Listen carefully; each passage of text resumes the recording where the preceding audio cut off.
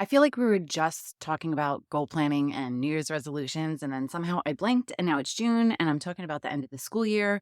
And I know for some of you, you're already there and your kids are on summer break, but luckily we still have 2 weeks left here. So I'm taking my time. But we were in full swing with end of year activities, including my eighth grader graduating and my fifth grader stepping up. And I've only cried twice, but I know the next 2 weeks are going to be really rough for me. I feel like I'm almost graduating too. I'm moving into a new season. I'll no longer be the mom at the elementary school door where I've been for the past 8 years since we've moved to this town.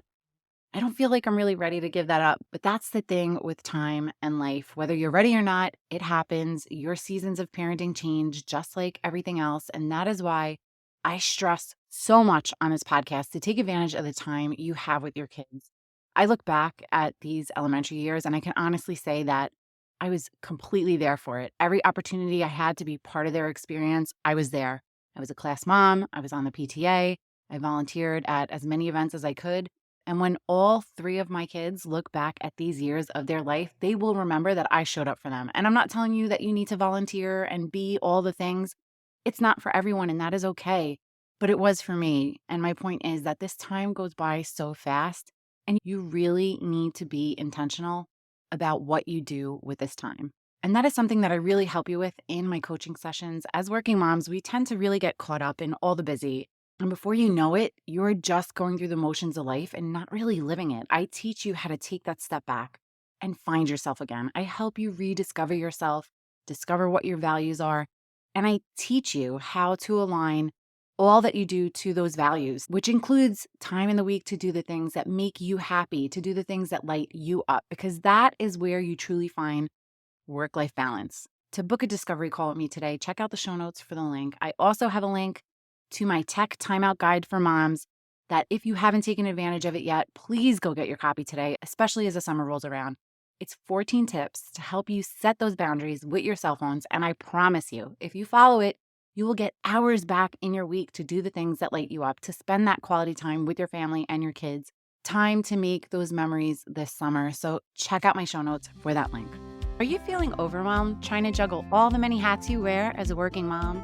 Do you want more quality time with your family without distraction of work, and time alone to take care of yourself and your needs?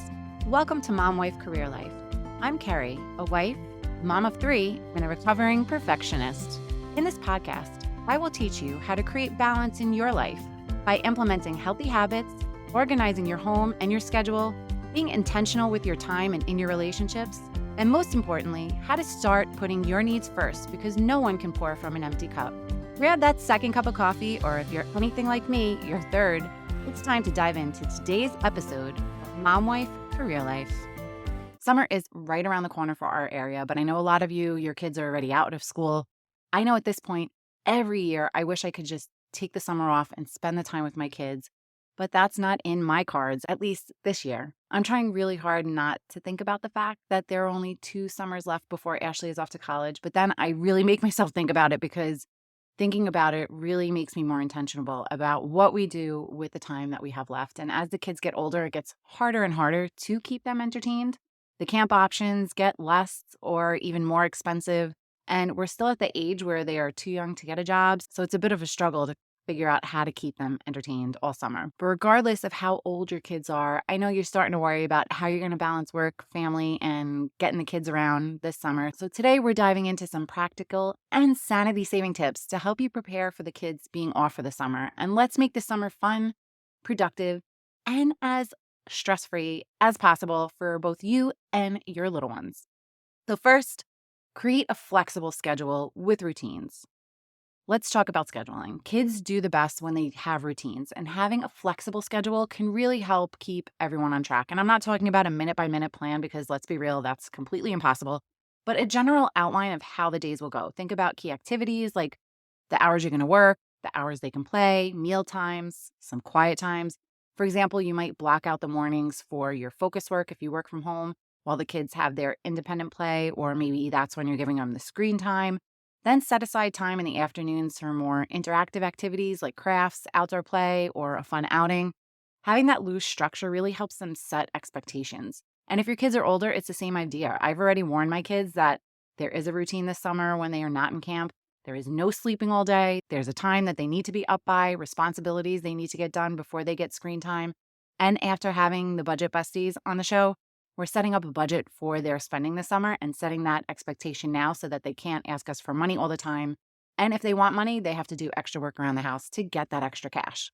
Number 2, plan activities in advance where you can. So take some time before the summer starts to brainstorm and plan out activities. Or if your kids are already out of school, you can do it this week.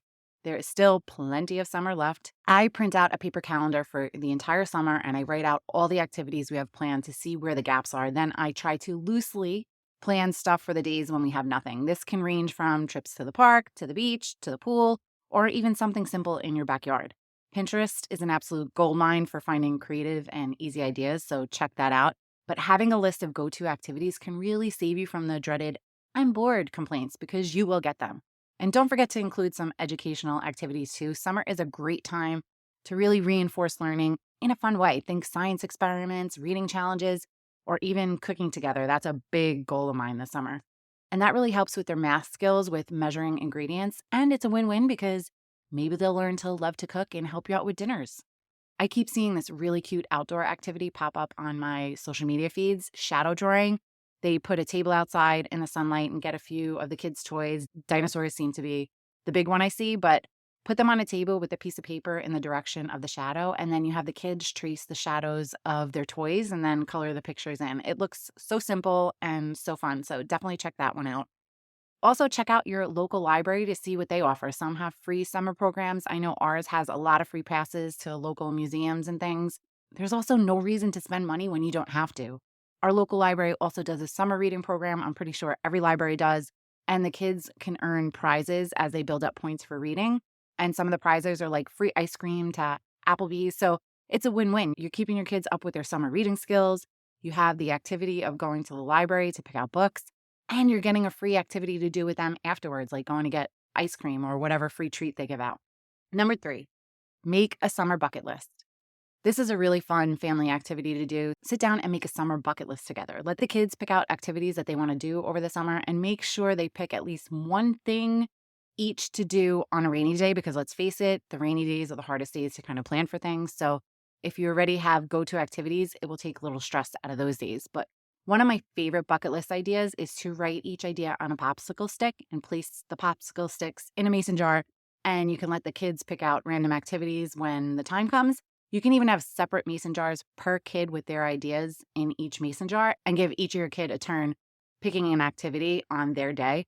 You can further separate the popsicle sticks into bigger activities and smaller activities. Like if you have a beach day in there, that's not something you want to randomly pick because you might have to plan for it and make sure you have enough time in the day to have that activity. So set them up whatever way works for you. Number 4, set up a summer calendar.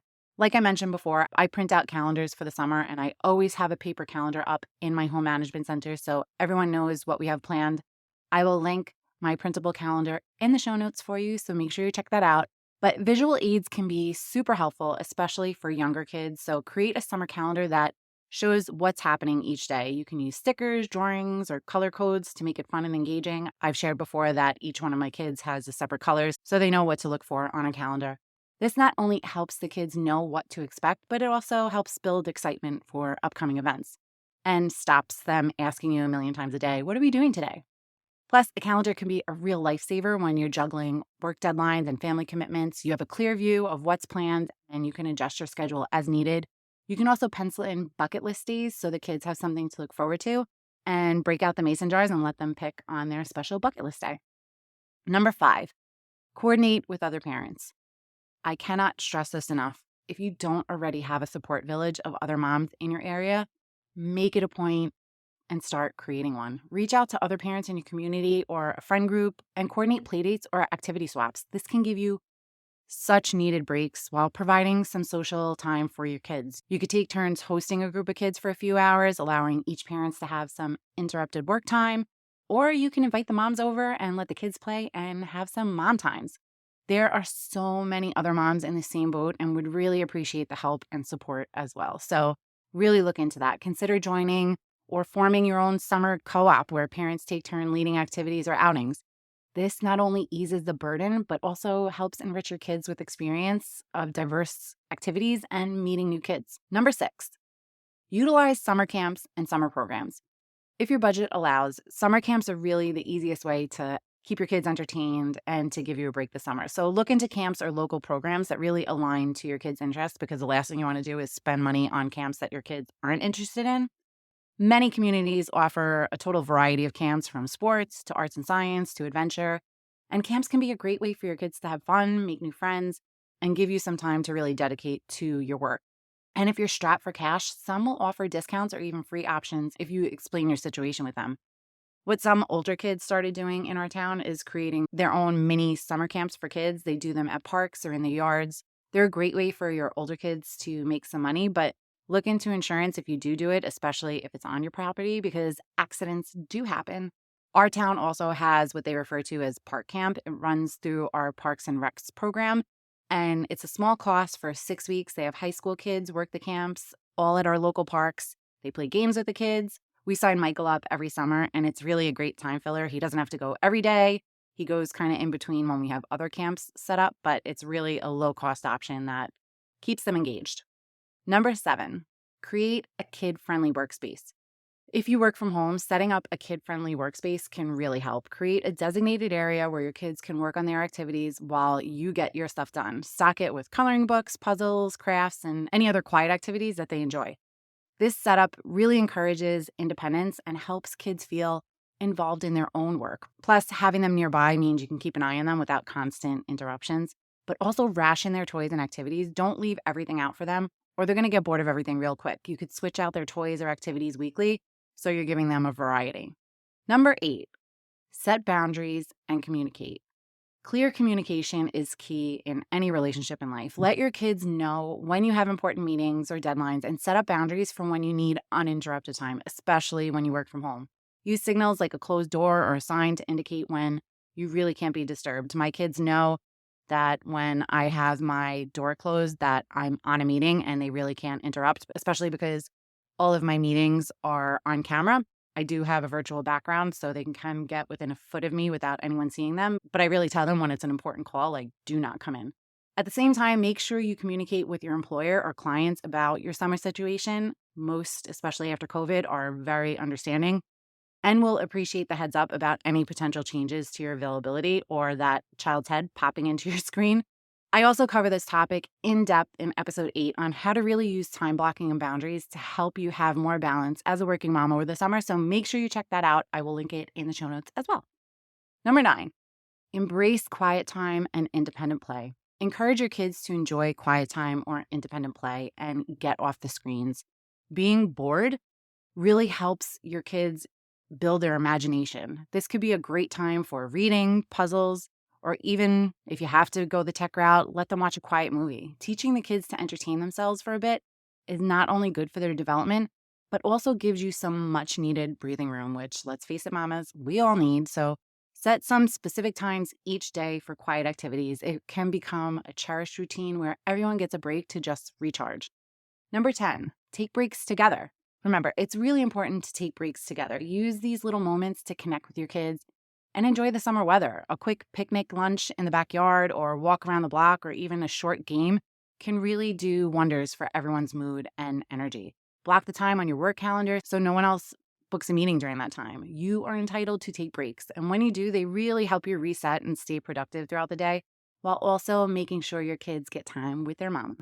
And number 11, the common theme on this show: give yourself grace. Don't be too hard on yourself. Summer can be chaotic and not everything will go according to plan, and that's okay. It's really important to be flexible and be kind to yourself. You're doing an incredible job juggling work and your family. There will be days when your kids watch a little bit more TV than you would like, or when your to-do list doesn't get done. And that's perfectly normal. Focus on the positive moments and remember that you're creating wonderful summer memories with your family. So there you have it. Those are some of my tried and true tips to help you prepare for the summer with your kids at home. It's about finding balance that works for you and your family. With a little bit of planning, communication, and most importantly, flexibility, you can really make this summer enjoyable and productive for everyone. And remember, it's not about perfection. It's about making the most of this special time. So keep living life with intention and really savor these sweet summer memories because they go by too fast. If you want more summer tips, come on and hang out with us in our Facebook community, Work-Life Balance for Working Moms. Sending you so much love and light until next time on Mom Wife Career Life with Kerri Pat. Before you go, if you found this podcast helpful, I would be so grateful if you would take a minute, go on over to iTunes and leave me a review. If you have other stressed out mamas in your life that you feel this podcast could help, take a screenshot of this episode, post it in your Instagram stories and tag me and let them know that they are not alone and they can create balance in their life too. If there's a topic you'd like me to cover or you just want to connect, DM me on Instagram at mom.wife.career.life or come on over and hang out with us in our Facebook community. Sending you so much love and light until next time on Mom Wife Career Life with Kerri Pat.